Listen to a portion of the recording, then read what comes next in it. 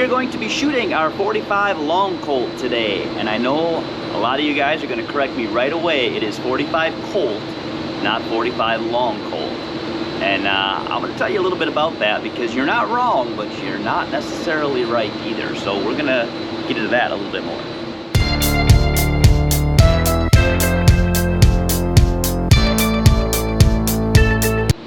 Welcome back to Smok'n Jay's Garage. Today we have our Henry Model X in 45 Colt.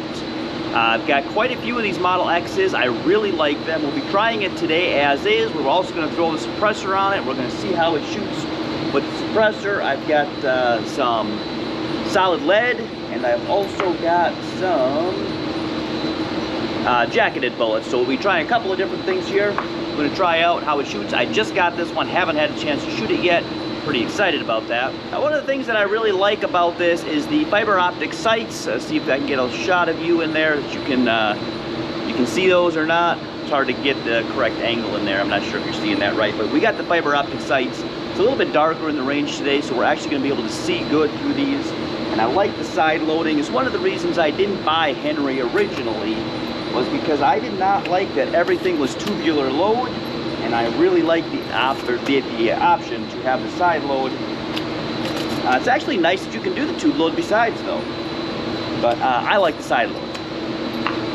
Now, I told you we're going to tell you a little bit more about the 45 long Colt. Now, if you Google it, Google is going to tell you that 45 long Colt has been called, that one doesn't fit in there. We got 8+1 in here.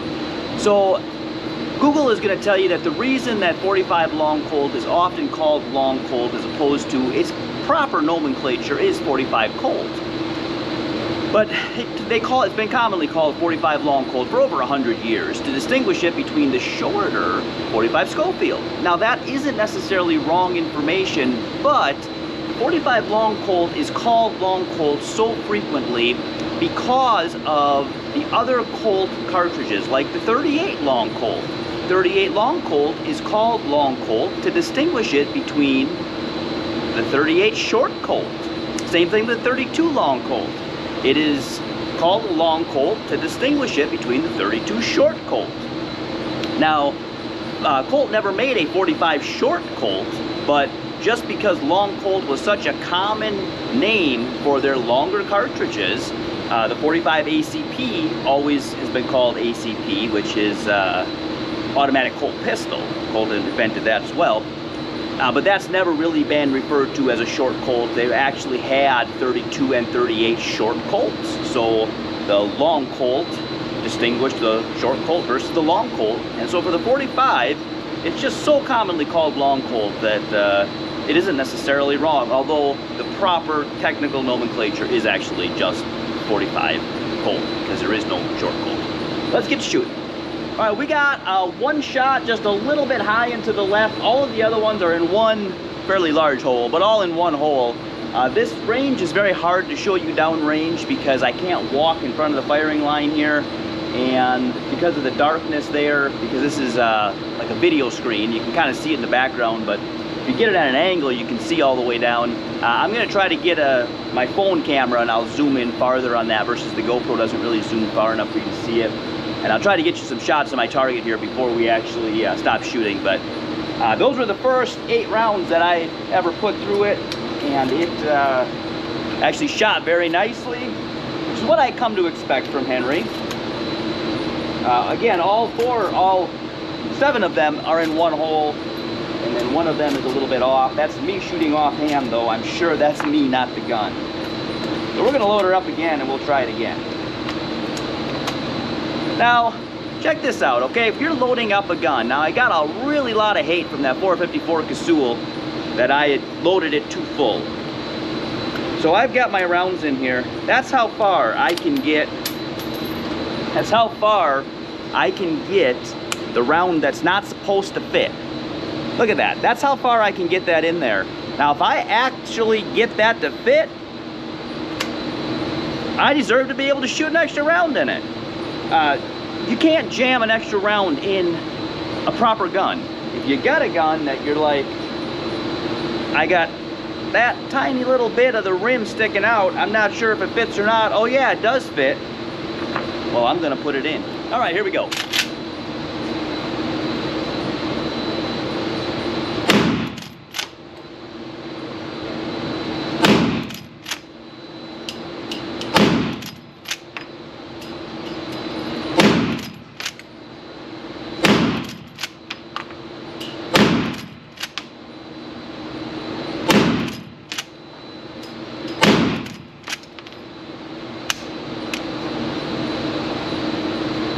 All right, well, they're all touching again. More of it a line than a circle. Again, that's me, I'm shooting offhand. A lot of times I like to put these on a bipod, which isn't practical at this particular range. That way we can really see what the gun does versus what I do, because I know I missed. What I'm gonna show you though is a little bit closer. All right, my first group, I shot in the chest there. You can see that one that was high and to the right. My second group, I put in the head, and you can see how that's more of a line really than a circle, but they are all touching. All right, now we're gonna go ahead and we're gonna try these. Those were the lead bullets. We're gonna try the jacketed bullets now. These are a different grain, but I don't remember what they are because I have them all mixed. We'll see how these shoot.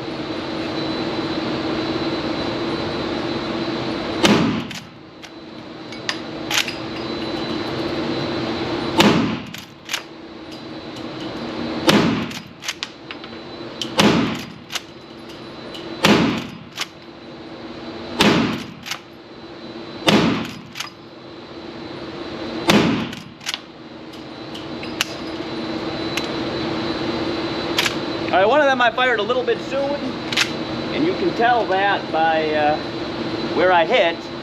We're gonna load her up again. I'm gonna run another 8 rounds through that because I got one more spot on this target. I'll show you that target. Then we're gonna put the suppressor on it. We're gonna see how it shoots with the suppressor.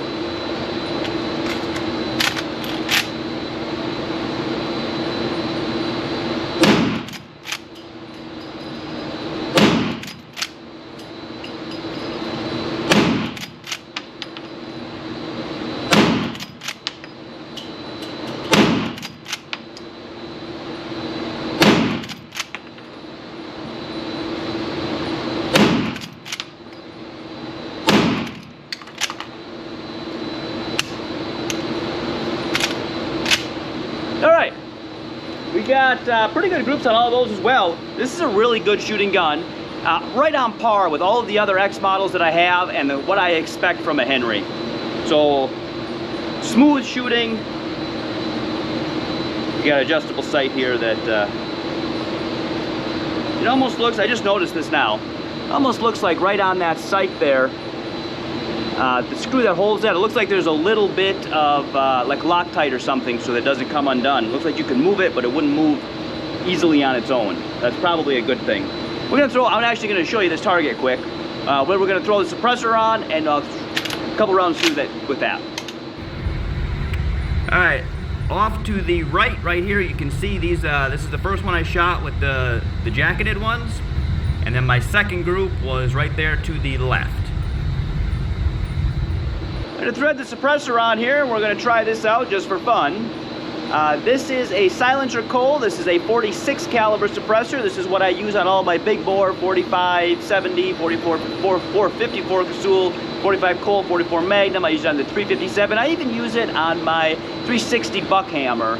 Now, the one thing that I've noticed with all of the X models that come with a threaded barrel, designed for a suppressor, with the exception of the 360 Buckhammer, the sight on this is just like level with the top of my suppressor. Makes it very hard to get a clear sight over the top of it. Now the 360 Buckhammer is actually a little bit higher. The sight is a little bit different than all the other ones. Clears the top of that suppressor very nicely. Now I don't know what suppressors specifically they have this designed for or what diameter. The one that I have is a little bit bigger and covers up the majority of the sight. So for longer shots, definitely makes it difficult. Up here at a closer indoor range, it doesn't present really a problem, but long range, it has its disadvantages for sure. We're gonna load this up here. We're gonna shoot a couple rounds down range. I'm gonna clear out this target, and we'll see how it shoots with the suppressor.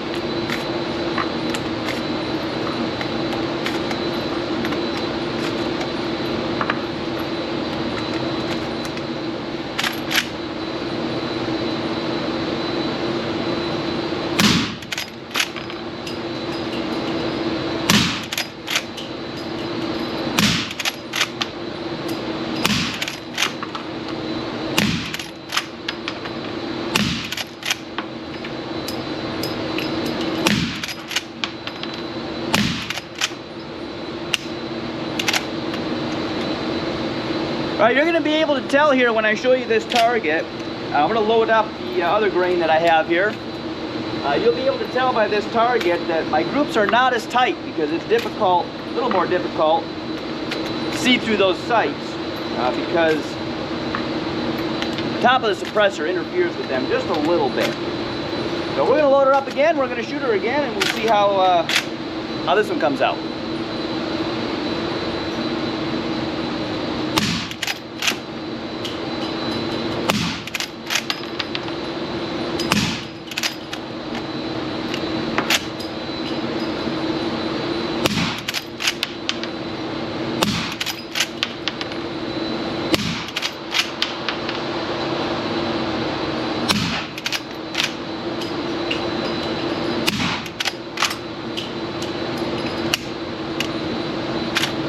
Alright, there we go.